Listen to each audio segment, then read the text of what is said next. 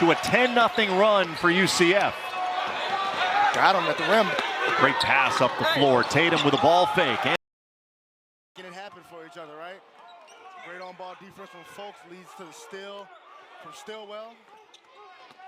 See what I did there? I see what you're. The kind of threes that UCF wants, and that's the kind of threes that they usually take. Hagedorn right in front of the UCF bench. Good looks. Getting opportunities inside, only 5 of 17 from the field, so they're not converting. But you're absolutely right, Austin. These are shots that the Knights usually make. Themselves.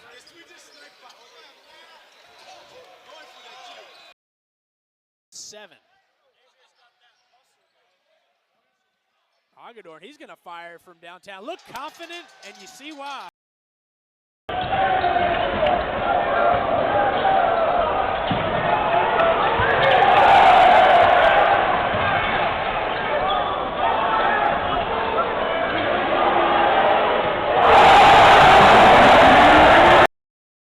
VMI comes out with it. Clark, the kick. Folks got a good screen from Bull. Chris Johnson in off the UCF bench, right to the cup. His shot blocked by Hagedorn.